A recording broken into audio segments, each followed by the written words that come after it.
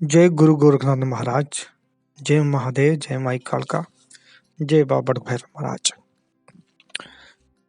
इस चैनल के माध्यम से मुझे से जुड़े हुए सभी भक्तों को मेरी ओर से जय माई कालका।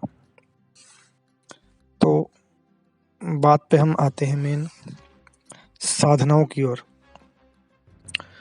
जो भी बच्चे बच्चियां नए साधक साधिकाएं इस क्षेत्र में नए आते हैं, साधनाओं के क्षेत्र में, तो जब भी कोई साधना अपने गुरु द्वारा या किसी से देखकर, यूट्यूब या किसी से देखकर नई साधनाएं शुरू करते हैं तो उनका ध्यान साधनाओं में जो अनुभव होते हैं उनकी तरफ एक रुझान ज़्यादा होता है। जब भी हम कोई नई साधना शुरू करते हैं तो साधनाओं के दिनों में जो अनुभव होते हैं, अनुभवों की बात जो साधना के दिनों में हम अनुभव करते हैं, जैसे कोई भी हमारे साथ कोई हमको साधना के दिनों में कोई कुछ भी हमको दिखता है, अनुभव कुछ भी होता है, महसूस होता है साधना के दौरान, किसने भी साधना कोई की हो, 21 दिन की या 41 दिन की साधना, कोई भी किसी भी देवी देवता की साधना की हो,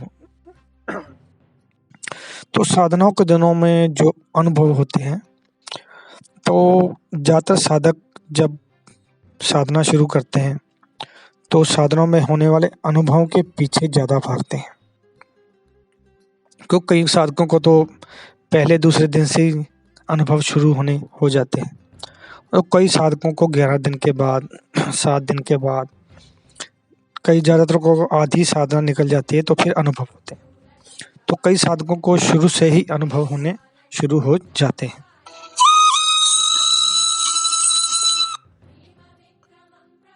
तो साधना अनुभव होने शुरू हो जाते हैं तो हमारा ध्यान साधना की तरफ से हटके अनुभवों की तरफ ज़्यादा झुकाव हो जाता है।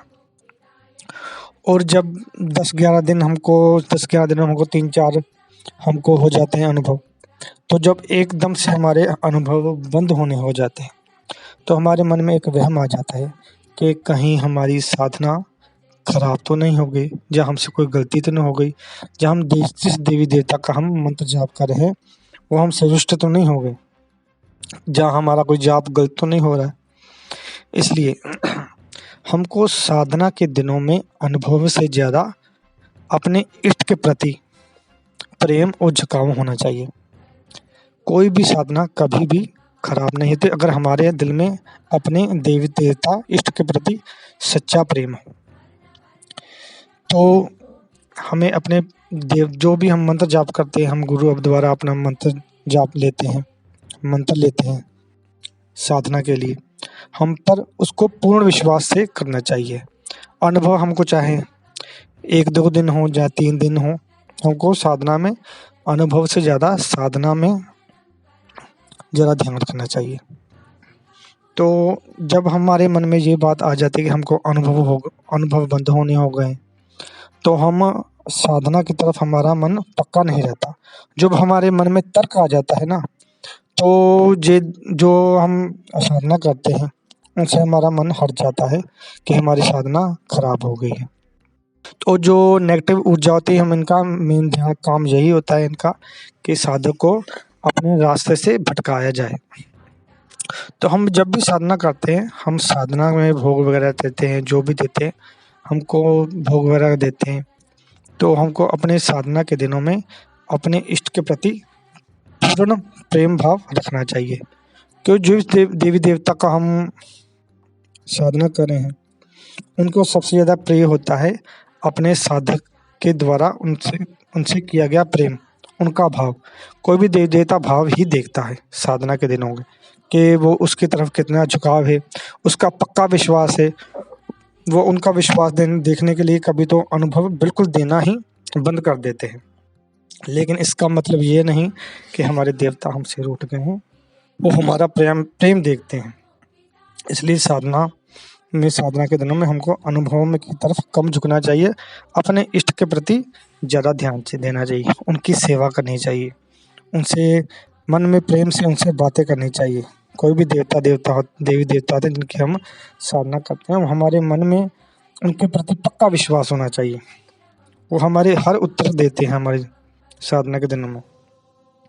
तो इसलिए आप जो भी साधना करते हैं, अपने इष्ट के प्रति, अपने देवता के प्रति पक्का प्रेम रखिए, विश्वास रखिए, आपकी साधना पूर्ण होती है। और साधना के दिनों में हम कोई भी किसी के साथ गलत व्यवहार नहीं करना चाहिए, कोई गलत खान-पान नहीं करना चाहिए, किसी को गाली वगैरह नहीं देनी चाहिए, ठीक है? और सभी नियम का पालन करना चाहिए। तो साधना के दिनों में हम अपने जो भी नियम करते हैं, जो मेरे भाई अपने गृहस्थ में शादीशुदा हैं, उनको अपनी पवित्रता का पूर्ण ध्यान रखना चाहिए, इष्ट के प्रति पक्का विश्वास रखना चाहिए और जो भी हम भोग वगैरह देते हैं, बिल्कुल पवित्रता से देना चाहिए। हमने नहा धो के जो भी पूर्ण पवित्रता करनी चाहिए, अपने संस्कार तीनों तरफ पवित्र रखने चाहिए।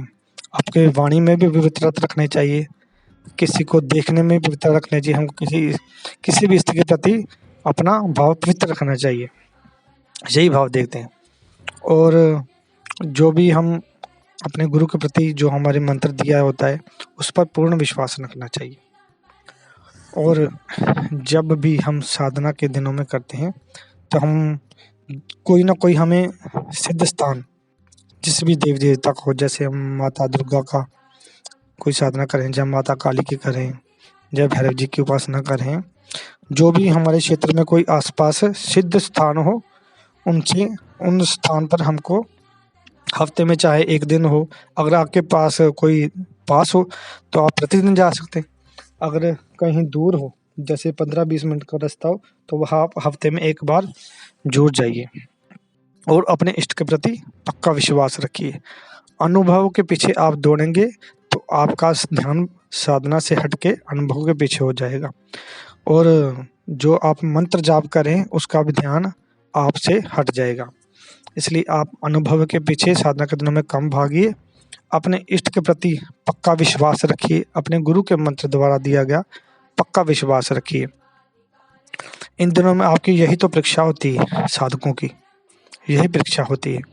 वो भी देखते हैं कि अनुभव के पीछे साधक ज़्यादा भागता है, देवता देखते हैं कि मेरे प्रति समर्पित है।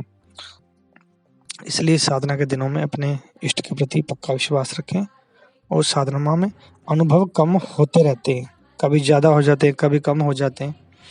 इसलिए हम साधना के दिनों में अनुभव के पीछे कम और साधना में पूर्ण विश्वास रखें, गुरु मंत्र में पूरा विश्वास रखें।